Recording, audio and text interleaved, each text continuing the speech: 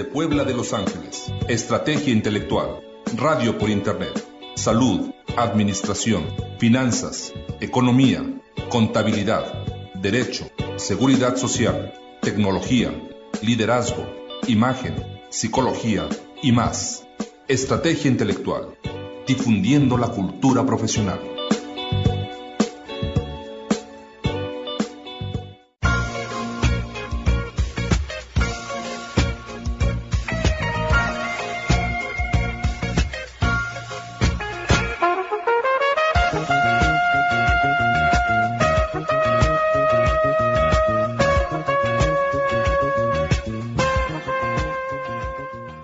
Del día con 3 minutos, ya estamos de regreso para continuar con la programación de radio de este día miércoles 24 de agosto de 2016. Gracias por continuar en sintonía. Nuevamente los invitamos para que sigan en comunicación con nosotros, nos hagan llegar sus comentarios, sugerencias o saludos.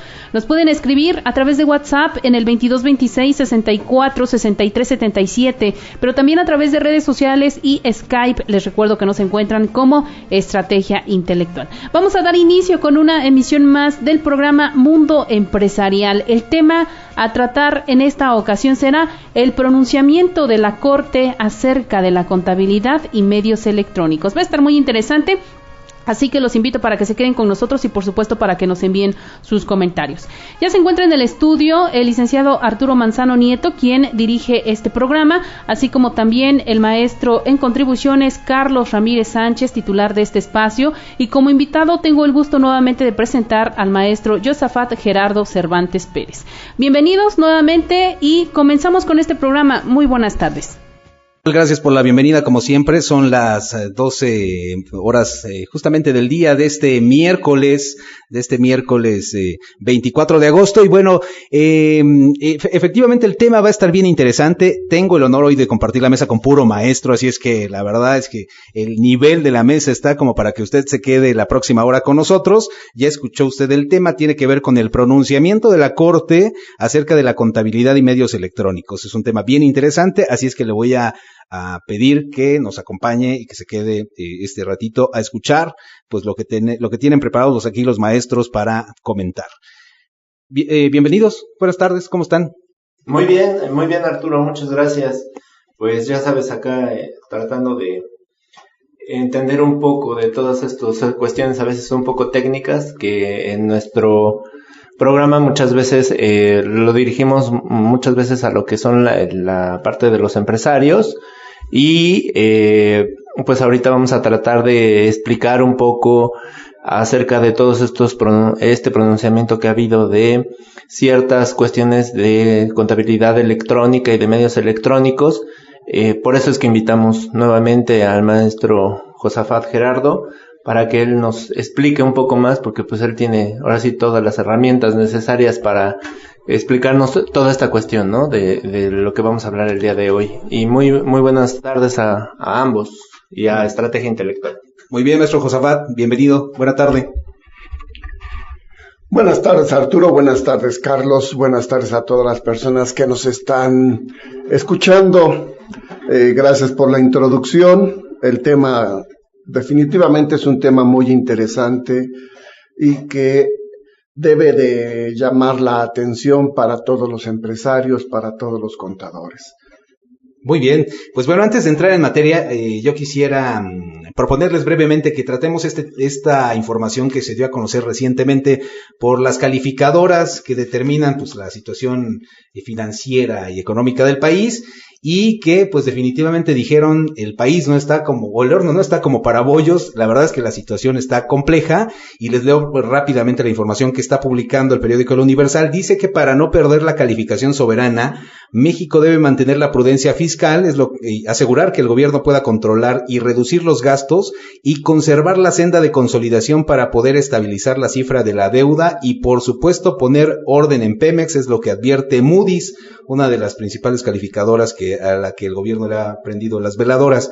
Tal vez la lección que a mí me repiten en casa, porque soy bastante chismoso, mi esposa siempre me dice, no le prestes tanta atención a los vecinos, lo más importante es mantener la casa en orden, y esa es una lección que se aplica en este caso, no preocuparse por los vecinos y hacer el esfuerzo fiscal y poner orden en Pemex de tal manera que la calificación se mantenga, es lo que dice el analista senior de esta marca Moody's, Jaime Rush. Bueno, ¿qué les parece el anuncio, maestros, sobre el tema de la calificación y la posible pérdida de una calificación estable a una calificación pues ya en riesgo? Contadores. Pues yo creo que aquí también es parte del manejo que se está llevando acerca de lo que es de la economía de México, y que aquí también la importancia que tienen este tipo de calificadores, que a veces es medio cuestionable la forma en cómo califican, ¿no? Uh-huh. Pero pues al final son indicadores que pues nos retratan cómo estamos económicamente, y que pues al final las inversiones pues muchas veces dicen por ahí que hay muchos capitales golondrinos que pues ya están avisando, ¿no?, de la retirada. Entonces pues eso ciertamente pues puede ser un peligro, ¿no?, posteriormente. No sé qué opinas, Josafat. Maestro Josafat. Para mí, lamentablemente, esta situación, pues es, como diría el clásico, la crónica de una muerte anunciada. Para todos los que estudiamos la exposición de motivos de las resoluciones o de las reformas fiscales desde que empezó el gobierno del presidente Peña Nieto, vimos claramente cómo la propuesta que se establece en esos principios era inviable. O sea, definitivamente, las reformas fiscales que se han estado llevando están siendo el sustento, están siendo la base de los problemas económicos que estamos viviendo.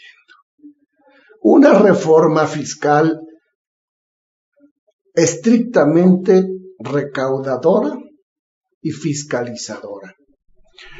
Una reforma fiscal que busca intimidar al contribuyente en lugar de motivarlo a cumplir con sus obligaciones fiscales. Una reforma fiscal que se pretende sustentar en comerciales como el de "si los mexicanos cambiamos, cambia México". Cuando el comercial debería de ser que cambien los políticos, que cambien los diputados, que cambie el presidente, que cambien los secretarios de Estado, y entonces en ese momento el pueblo va a cambiar. Para mí, estos anuncios, no nada más de Moody's, sino hay otra calificadora que también está por bajarnos la calificación, reflejan esa situación. Reflejan que los análisis que obran en la propia página del Servicio de Administración Tributaria, concretamente un análisis elaborado por el TEC de Monterrey sobre la evasión fiscal generada por el ambulantaje. Otro estudio elaborado por el ITAM sobre la eficiencia recaudatoria. Nos están prendiendo las luces de lo que debemos de hacer como país, como gobierno. Y las autoridades hacen todo lo contrario. La caída del peso y la caída de nuestra economía es evidente y, en mi opinión, es franca. O sea, esto no lo van a poder detener ya. Juicio muy severo, maestro, pero creo que está tan apegado a la realidad. Efectivamente, Standard & Poor's también ya redujo la calificación de estable a negativa. Entonces, las cosas no están muy bien y tiene que ver con la tasa de crecimiento decepcionante, así es como la califica esta calificadora, valga la redundancia, el desempeño de México en lo que tiene que ver con sus finanzas. Así es que bueno, pues ya está ahí el punto de vista. Quería que empezáramos con esto, pero antes, ahora sí, de que entremos en materia, déjeme recordarle, en nuestras redes sociales puede estar en contacto con nosotros a través de Facebook como Carpey Asesores de Negocios y Asesores de Negocios Carpey. En Twitter puede estar en contacto a través de @carpey_ o nos puede escribir directamente un correo electrónico a marketing@carpey.mx o visitar nuestro sitio carpey.mx, que es muy fácil de recordar. Así es que si quiere conocer todos los servicios que damos en este buffet de consultores, bueno, pues ahí lo puede conocer. Y rápidamente tenemos un evento para el día 29 de agosto, contador. Invita a nuestros amigos que nos están escuchando, por si tienen el interés, también puedan estar ahí en contacto con nosotros y saber de estas actividades. Sí, gracias, Arturo. Es un curso presencial en las oficinas de asesores de negocios Carpey. Como siempre los invitamos. Es un taller muy rápido. Tratamos de que sean siempre muy digeribles todos los temas que estamos abordando. Entonces, ahorita nos toca la parte de lo que son inventarios y costo de producción. Entonces, luego se tienen ahí algunas dudas de cómo se debe realizar la evaluación de los inventarios, cuáles son en este momento la forma de evaluación de los mismos. Entonces, pues los estamos invitando para que pues estén al pendiente de este curso. También aquí en la parte del costo de producción, el costo unitario también cómo se determina.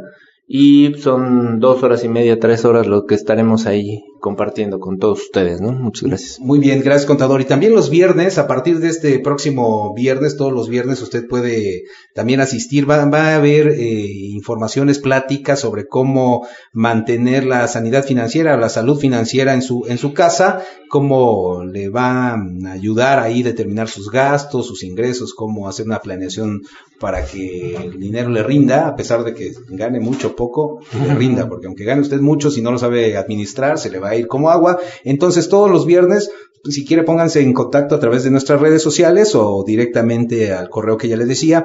Son de 4 a 5 de la tarde. El cupo es limitado, así es que es bueno que reserve su lugar. Así es. Sí, la verdad es que es parte de educación financiera y va a estar mi socia, que es María del Carmen Rosas, que es coach también, y que pues con ella se podrán apoyar con todas estas técnicas de coaching y parte de programación neurolingüística e inteligencia emocional. Ahí nos podrán estar pues contactando y visitando también.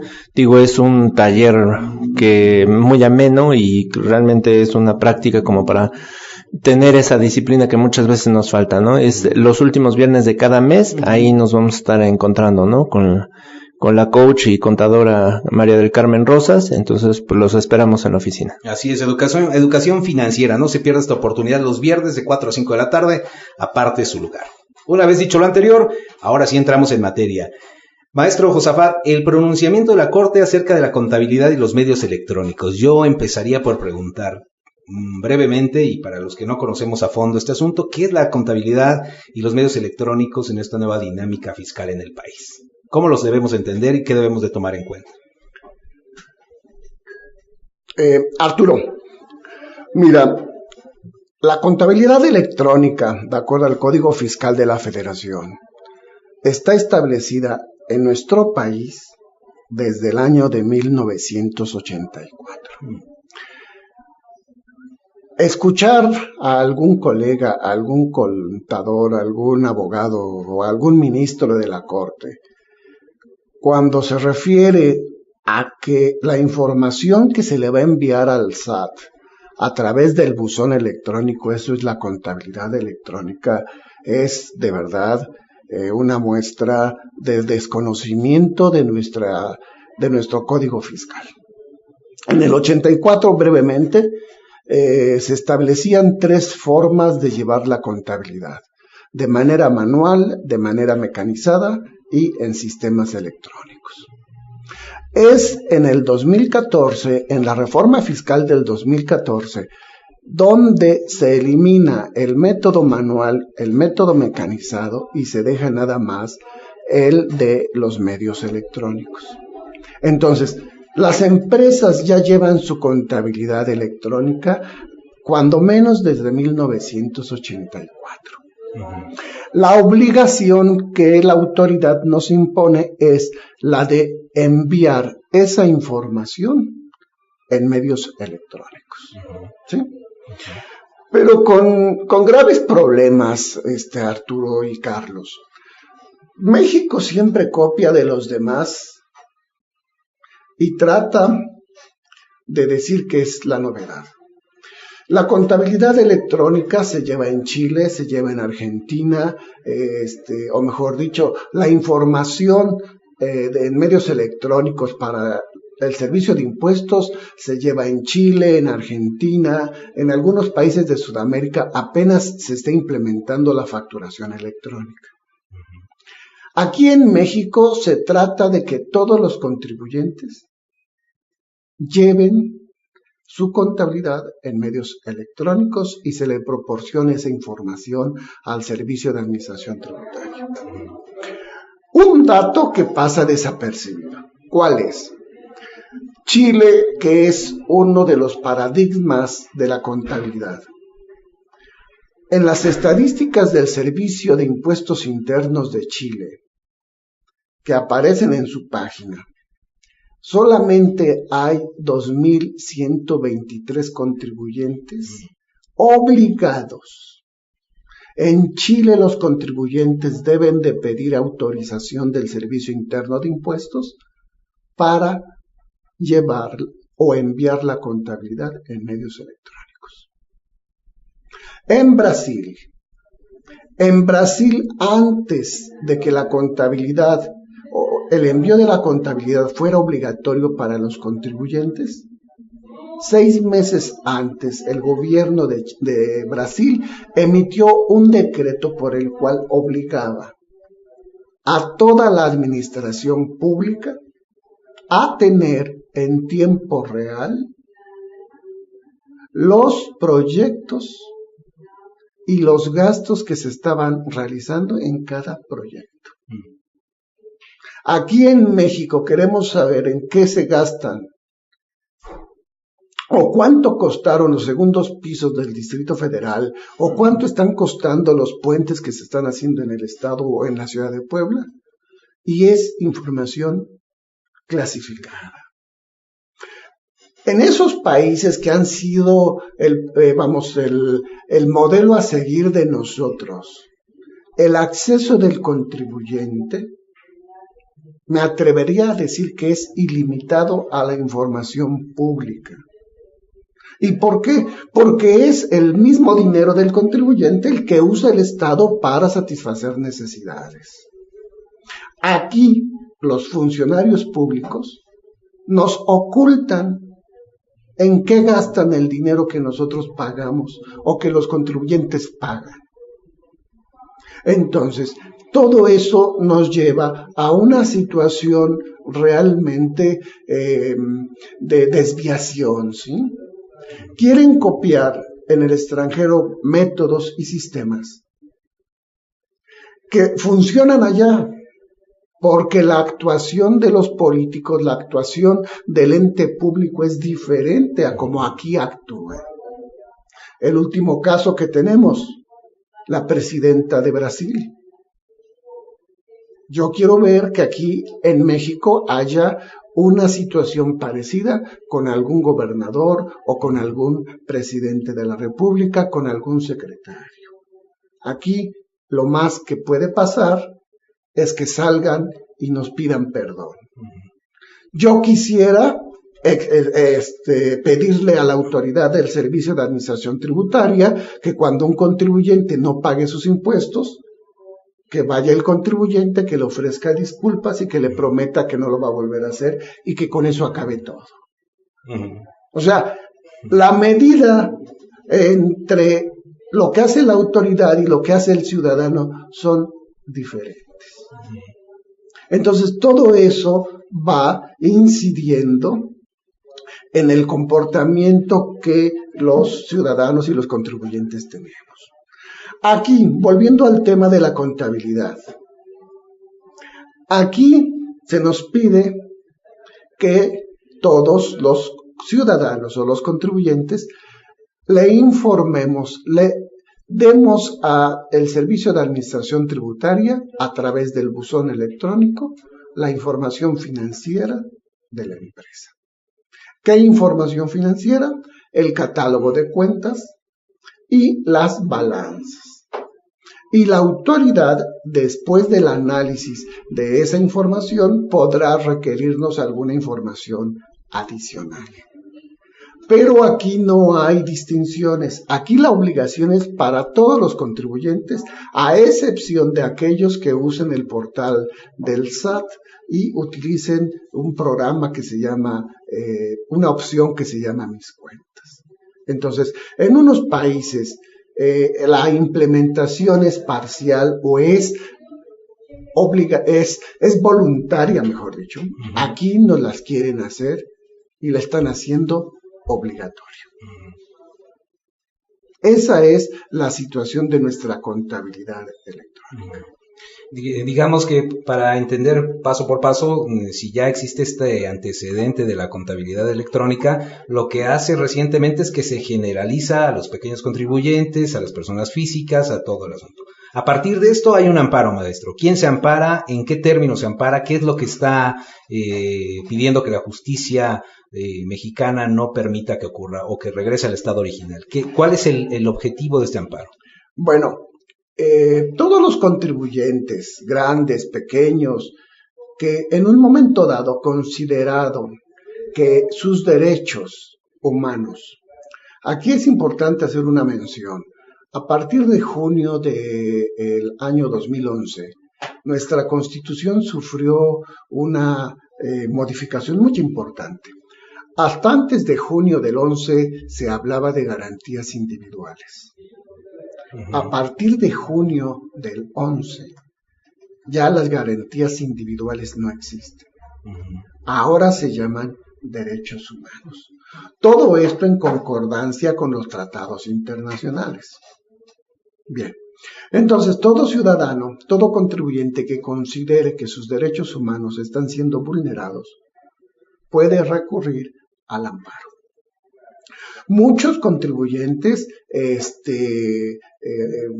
hicieron uso de este medio de defensa o de este juicio de garantías porque consideraron que la implementación del envío de la información financiera, del uso del buzón electrónico, de las revisiones electrónicas, vulneraban sus derechos humanos. Entonces hubo amparos en contra del artículo 28 del Código Fiscal de la Federación, hubo amparos contra diversas reglas de la resolución miscelánea, hubo amparos contra el artículo 22, fracción sexta del reglamento interno del Servicio de Administración Tributaria que le establece esa nueva facultad, hubo amparos contra el artículo 42, fracción 9 del Código Fiscal que también establece esa facultad de la autoridad, etcétera, etcétera, etcétera. Hubo también amparos por el medio en que se iba a usar para enviar la información. Entonces se promovieron muchos amparos.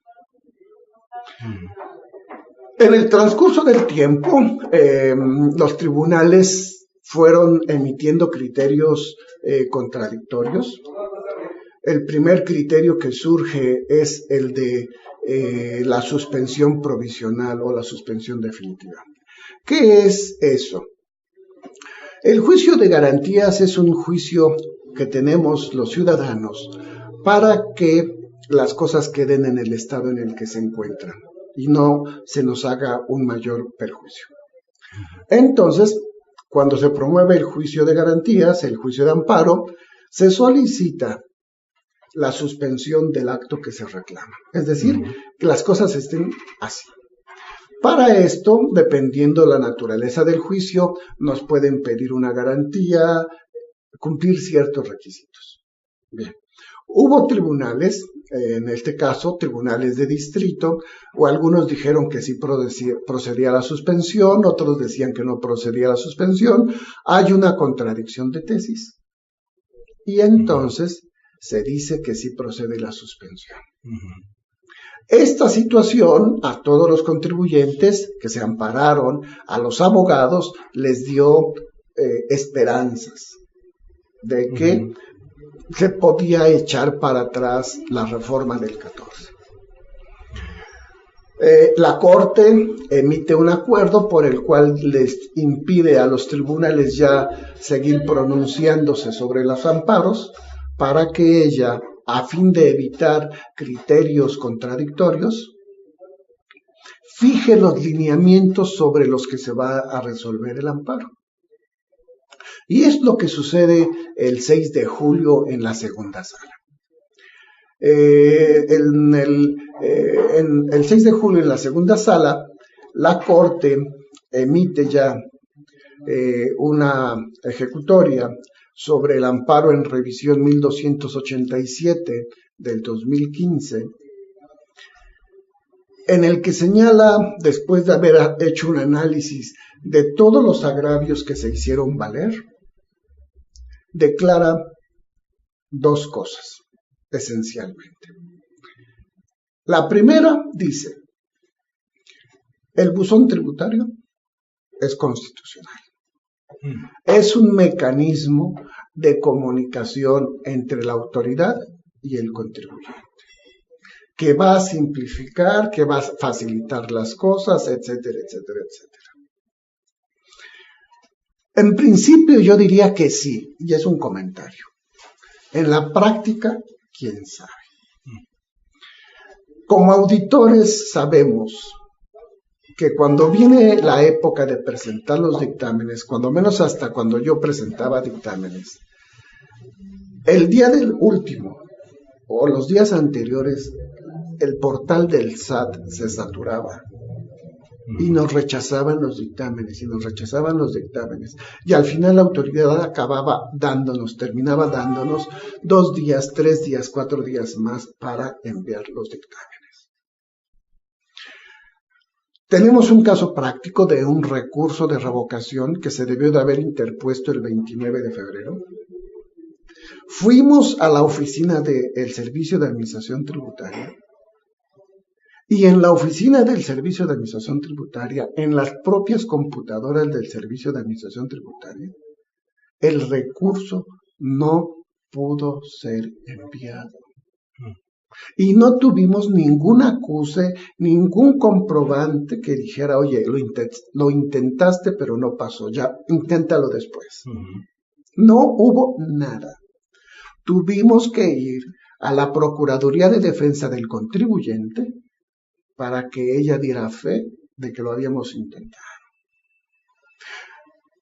¿Cuántos problemas se van a presentar por el uso del buzón electrónico? En la práctica lo vamos a ver. Pero bueno, la Corte ya dijo que el buzón hay que usarlo.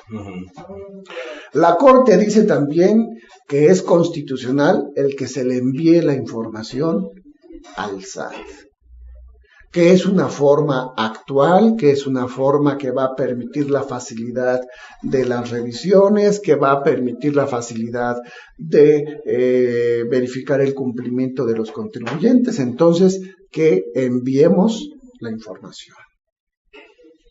Perfecto. Y todas las reglas de la circular miscelánea que se impugnaron, la autoridad, la segunda sala, los ministros de la segunda sala dicen que no afectan en nada las garantías del contribuyente. Entonces, si nada más nos quedamos con esta postura, vamos a llegar a la conclusión de algunas autoridades del Servicio de Administración Tributaria que dicen que, bueno, pues entonces ya empiecen a mandar su información. Y nos las están pidiendo desde 2015. Pero la autoridad, creo yo que quiero pensar que sea por distracción, quiero pensar que sea por descuido, no se pronuncia o no dice qué pasa con el instrumento o con el documento que sirve de base para generar los archivos que se le van a enviar al Servicio de Administración Tributaria. Maestro Josafat, ¿le parece que hagamos una pequeña pausa? Le pausamos ahí justamente donde está para que nos empiece a desglosar el asunto, mientras vamos a un pequeño corte y regresamos para seguir abordando este tema. No le cambie, mande sus dudas, mande sus comentarios con respecto al tema y el maestro Josafat con todo gusto se los aclarará. Así es que vamos a un pequeño corte, regresamos. Estás escuchando Mundo Empresarial a través de estrategiaintelectual.com. A cada momento, más y mejores contenidos. Estrategia Intelectual. Difundiendo la cultura profesional.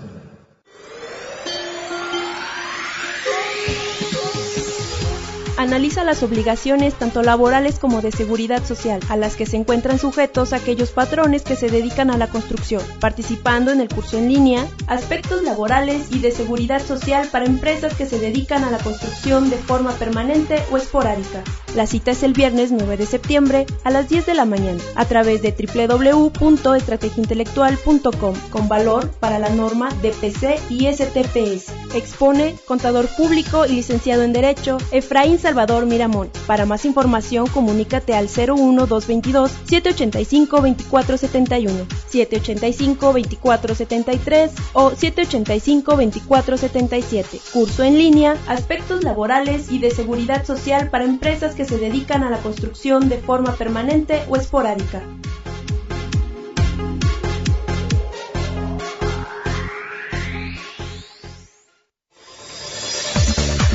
Participa en el seminario en salarios actualizado con la resolución miscelánea fiscal y reglamentos, con 16 horas de capacitación online en tiempo real a través de www.estrategiaintelectual.com con valor para la norma DPC y STPS. Para más información, comunícate al 01222-785-2471, 785-2473 o 785-2477. Seminario en salarios actualizado con la resolución miscelánea fiscal y reglamentos.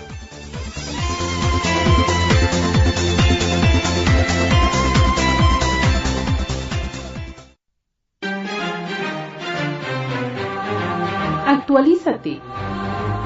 Participando en el seminario en línea Temas selectos de especialización fiscal 2016. Fusión de sociedades. Expone contador público, licenciado en Derecho y especialista fiscal, Roberto Valenzuela Lozano. Escisión de sociedades.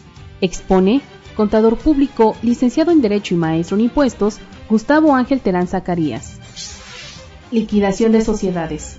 Expone contador público, maestro en Administración y maestro en Impuestos, Rubén Félix Vallejo Calderón. Enajenación de acciones. Expone contador público certificado y maestro en Contribuciones, Carlos Ramírez Sánchez. Tratamiento integral de dividendos. Expone licenciado en Contaduría Pública, maestro y especialista fiscal, Juan Carlos Victorio Domínguez. Cálculo de la CUCA y CUFIN. Expone contador público certificado, Juan Carlos Enciso Garín. Con valor de 24 puntos para la norma DPC y STPS. Inicia el jueves 25 de agosto a las 10 de la mañana a través de www.estrategiaintelectual.com. Para más información, comunícate al 01222-785-2471, 785-2473 y 785-2477. Seminario en línea, temas selectos de especialización fiscal 2016.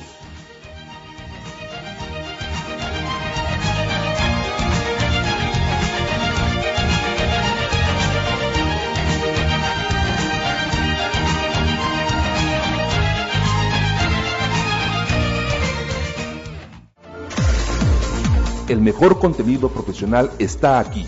Capacitación, podcast, videos, publicaciones y más. Sé profesional, sé intelectual.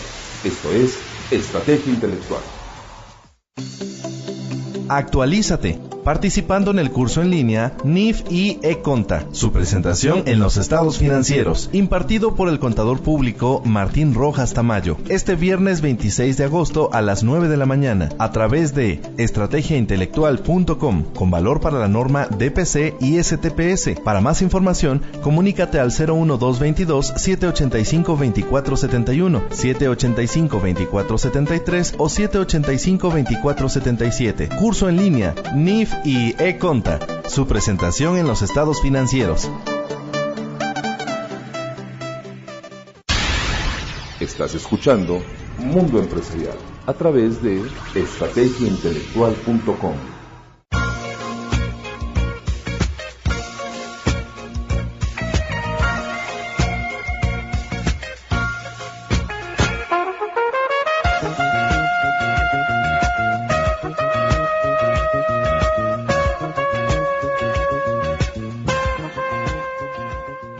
Vamos a continuar con el último bloque de este programa, licenciado Manzano. Adelante.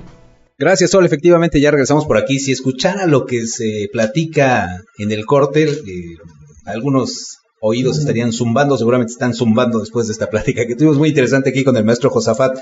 Oiga, aprovecho pequeño el corte y sobre todo ustedes, maestros que tienen inversiones en dólares, les comento que en este momento, justamente ahora, el dólar spot está bajando su valor, 18.46 pesos por cada dólar spot. Es una variación a la baja de 0.51%. El dólar al menudeo, el que compramos los terrestres, los terrenales, en 18.47, también una pequeña variación de 0.07 a la baja. Y el euro, pues sí que está por las nubes, aunque bajó también en 20.79 pesos cada euro. Es una variación a la baja de 0.84, así es que pues para ustedes que tienen inversiones en el extranjero ya saben cómo están las cosas justamente en este momento. Bueno, 12 de la tarde con 42 minutos. Maestro Josafat, ¿qué pasa después de que la Corte entonces se definió que era constitucional los medios electrónicos y la facturación? ¿Qué pasó? ¿Cuál fue la reacción de los sectores o cuáles fueron las medidas que se tomaron pues para meterse a esta nueva realidad en el país? Bueno, comentábamos que entonces, ante el pronunciamiento que tuvo la Corte, las autoridades fiscales se pronunciaron en que pues ya todos los contribuyentes teníamos que enviar nuestra información contable a la autoridad. Esto, en mi opinión, es una visión parcial de la resolución de la Corte. ¿Por qué la Corte, en su octavo considerando, establece que el anexo 24 es inconstitucional? Por dos razones. La primera es porque no vienen o tiene partes en el idioma inglés. Y de acuerdo al Código Fiscal de la Federación, a la Ley de los Derechos Indígenas, al Código de Procedimientos Civiles, las promociones y el idioma que se habla en México, sin que tengamos, de acuerdo a la Constitución, un idioma oficial, pero el idioma que se habla en México es el español. Y entonces el Código Fiscal establece que todos los contribuyentes que tengan oficinas en el extranjero, su contabilidad, la contabilidad de esas oficinas debe de estar en idioma español. Entonces, la Corte dice, como el anexo 24 no está en español, entonces es inconstitucional. Luego, también la autoridad lo debe de saber, pero creo que se les olvidó. La relación tributaria, la relación jurídico-tributaria nace entre el contribuyente y la autoridad. En el caso del anexo 24, el propio anexo 24 hace referencia a un tercero, que es una organización que se llama W3.org. ¿Sí? Por estas dos razones, la Corte dice que el anexo 24 es inconstitucional. Es decir, tenemos la obligación de mandar la información. Tenemos la obligación de hacer uso del buzón tributario. Tenemos la obligación de aceptar las revisiones electrónicas. Pero no tenemos el medio para enviarle a la autoridad la información que nos requiere. Es decir, hay una obligación que cumplir, pero no hay medios para cumplirla. La autoridad debe de modificar el anexo 24, traducirlo al español y que el programa para la generación de los XML, en mi opinión, también se traduzca al español. Yo no sé cuánto vaya a costar esto, no sé cuánto tiempo se vaya a llevar, Pero mientras el anexo 24 no esté en español, no hay obligación para los contribuyentes de enviar la información contable a la autoridad. Sin embargo, las campañas oficiales, institucionales, van en ese sentido. Nadie, al parecer, y qué bueno que ahora lo estamos abordando, que nadie al parecer ha difundido esta circunstancia que se está presentando. Vamos, es justificable, la autoridad está en su papel de autoridad. La autoridad está en su papel de autoridad recaudadora y fiscalizadora. Y en el entorno económico, macroeconómico en el que nos estamos ubicando, en donde las calificadoras internacionales nos están descalificando, el Estado, el gobierno tiene que ver de dónde saca dinero, pues para cubrir el déficit que se nos va a venir, ¿sí? Entonces, vamos, independientemente, la autoridad está en su papel. Claro, los contribuyentes debemos de adoptar también nuestro papel. No me niego a cumplir la obligación. Dime cómo la voy a cumplir. En el momento en que tú me digas cómo la voy a cumplir, en ese momento yo la cumplo. Ahora, en mi opinión personal, la obligación para mandar la contabilidad va a ser a partir de que el anexo 24 sea constitucional. De acuerdo al artículo 14 constitucional, a ninguna ley se le dará efecto retroactivo en perjuicio de las personas.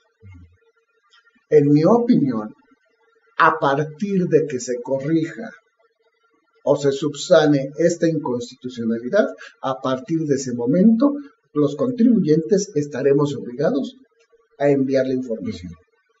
Antes, no. Es decir, que nadie podría ser sancionado ahora si hubiera, digamos, evitado o evadido esta obligación.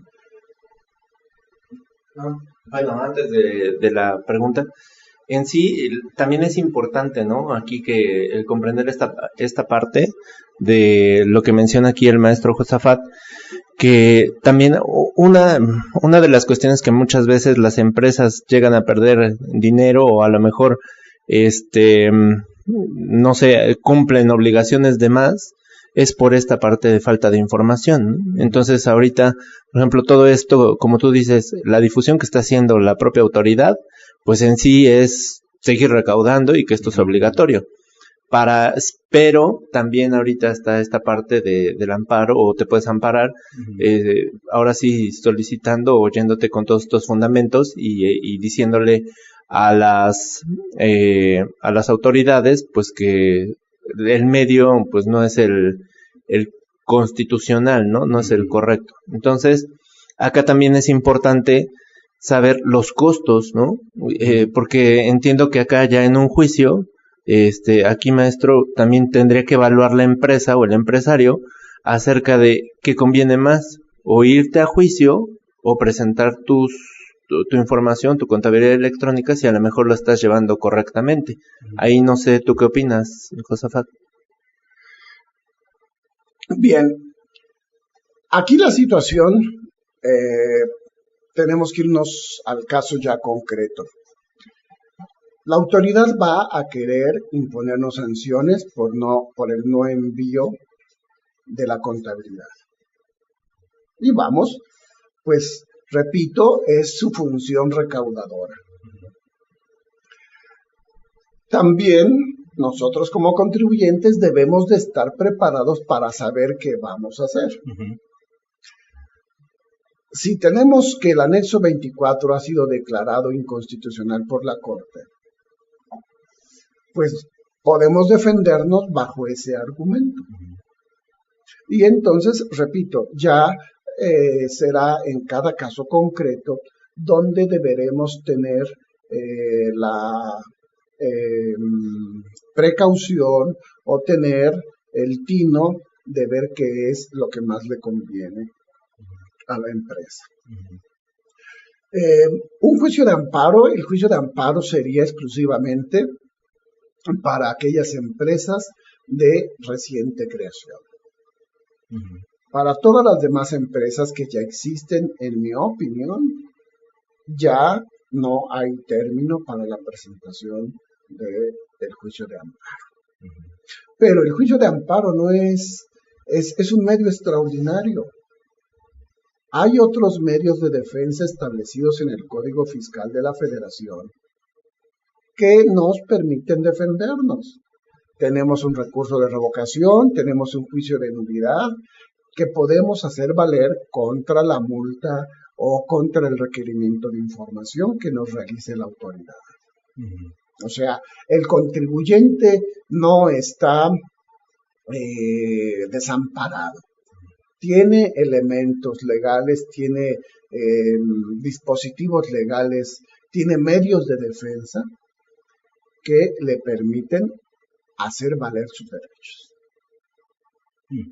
¿Y qué es lo que sigue después de esto, maestro? Digamos, hay todavía escenarios abiertos, entiendo que hay un abanico muy, muy amplio de posibilidades en esta ambigüedad o en esta dicotomía entre lo constitucional y lo inconstitucional.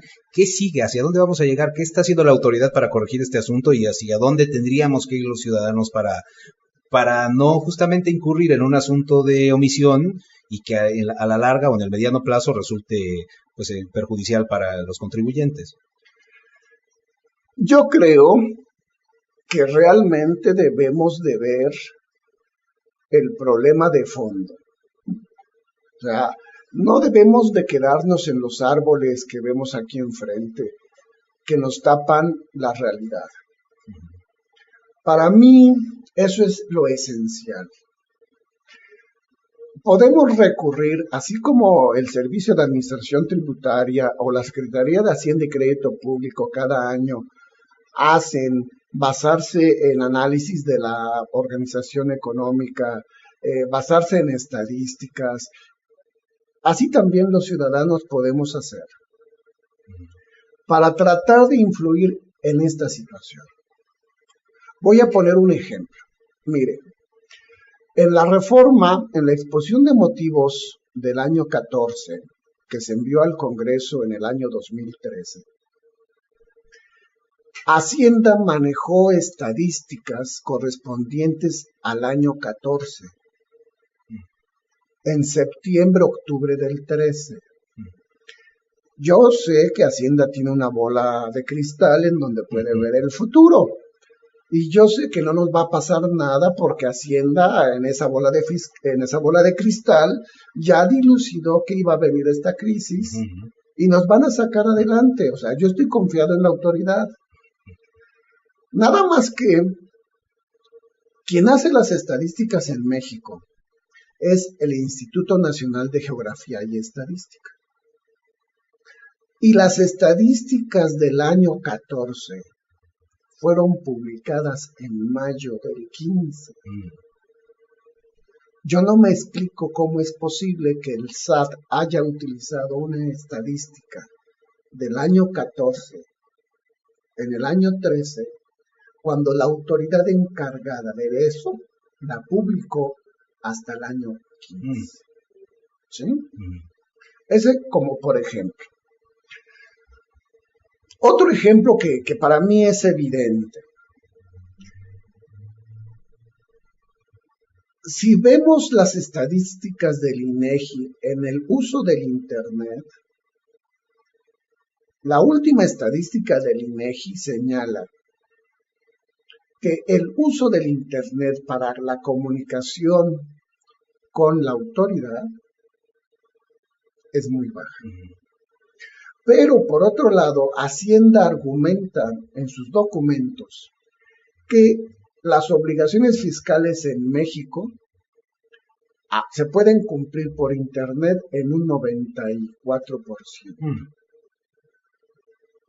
En Estados Unidos, la diferencia es radical, pero su recaudación es del 85%. Y para el año 2017 esperan llegar a el 90%. Otro ejemplo. Les repito, Yo creo que no hay peor ciego que el que no quiere ver.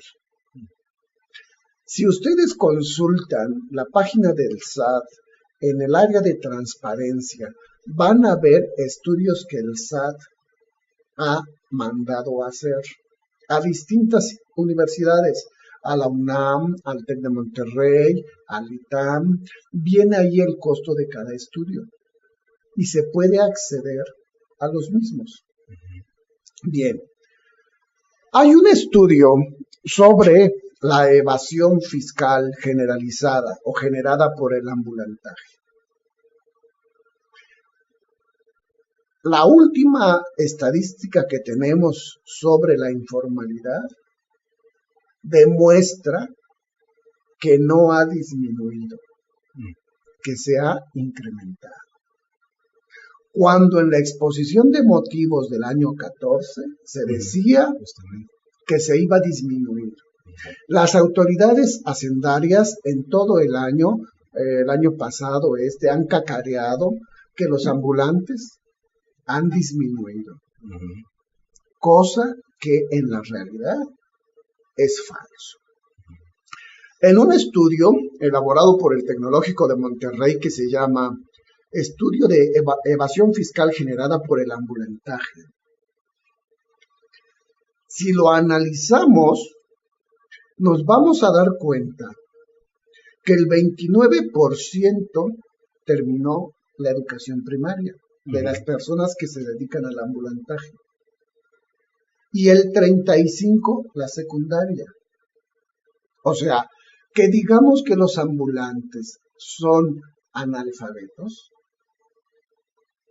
serán, analfabetos prácticos, pero ¿de qué han ido a la escuela? Han ido a la escuela. Si seguimos analizando el estudio, vamos a llegar que el 60% son hombres y el 40% son mujeres. Y que el 6% de ellos son profesionistas. La conclusión a la que se llega en el estudio es: el problema del ambulantaje es un problema educacional. Y entonces yo hago la siguiente pregunta. ¿Qué estamos viviendo hoy, 24 de agosto del 16, en el ambiente educativo nacional? Llevamos un año de crisis por la no aceptación de la reforma educativa.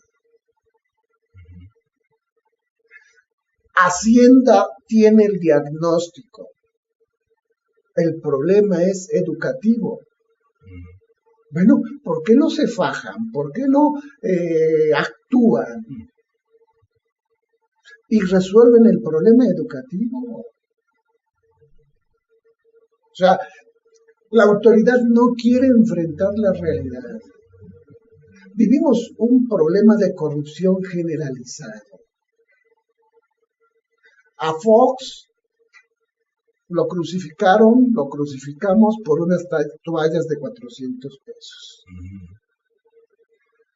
Al secretario de Hacienda le consiguieron un crédito, y espero que no me caigan, a tasas menores que a la de un mortal común y corriente.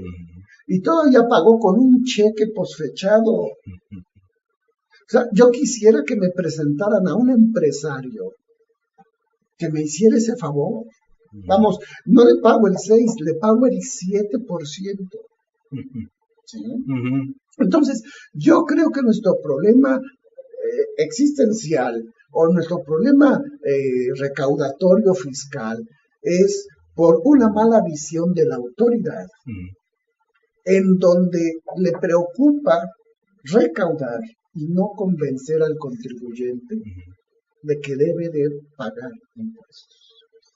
Pues es un diagnóstico muy, muy profundo, todavía hay mucho de qué hablar, pero la verdad es que el tiempo se nos está yendo. Contador, yo te pediría que cerráramos con algo para ya terminar este tema, y seguramente habrá otras oportunidades de seguir abundando, porque creo que quedaron muchos hilos sueltos, maestro Josafat, Gracias por la exposición, la verdad es que nos ha llenado de datos, nos ha dejado ahí información importante y creo que esto vale la pena darle seguimiento. Pero contador, ¿con qué te despides? Entonces es muy importante también que las empresas que ya están, a lo mejor que no son de nueva creación y que no pueden solicitar el amparo o presentar un juicio de amparo por los medios electrónicos, pues a lo mejor si ya es una empresa que está operando, pues también se acerquen al maestro Josafat, quien también, como nos mencionó, pues hay otras formas, ¿no? Y formas de interponer como medio de defensa ante las autoridades, ¿no? Como sería el recurso de revocación, juicio de nulidad, para interponer toda esta parte de lo que nos han comentado de los pronunciamientos de la Corte. Y pues, más que nada, le agradezco a Josafat que haya venido y que nos exponga estos temas. Saludos a los contadores Obed, Norberto, Fernanda. Vamos a estar en próximos cursos en Carpey también, que es el 12 de septiembre. También va a haber un curso especial también para los empresarios, y vamos a tener el siguiente programa de aquí de estrategia intelectual, que es en 15 días. Vamos a estar hablando acerca de lo que es la educación financiera para los empresarios, y vamos a estar en el multisectorial en septiembre, también multisectorial de Canacintra, que es 13, 14 y 15 de septiembre. Vamos a estar ahí hablando de coaching de negocios, entonces también para que nos sigan, ¿no? Muchas gracias. Muy bien, pues maestro Josafat, rápidamente, antes de despedirnos, tus datos para que nuestros amigos que nos están escuchando y tengan interés de contactarte, ¿a dónde lo pueden hacer? Bien, gracias Arturo. Vamos, yo quiero concluir diciendo que todos estamos obligados, debemos de pagar impuestos, pero también debemos de exigirle a las autoridades que ellas también hagan su papel, que nos entreguen cuentas del uso de esos recursos. Lo que yo estoy sosteniendo no es que no paguemos impuestos, sino que paguemos, pero que también tengamos la conciencia cívica de exigir cuentas en qué se está usando el recurso. Mi correo es jgcervantesperez@gmail.com. Mi oficina 2222-982560 y 2222-982562. Gracias por la invitación. Perfecto, pues ya es la 1:04 p.m. Gracias por escucharnos, gracias por sus comentarios y seguimos en contacto en redes y todas las vías que ya le hemos comentado. Gracias por su atención, nos escuchamos el próximo programa, que es en 15 días.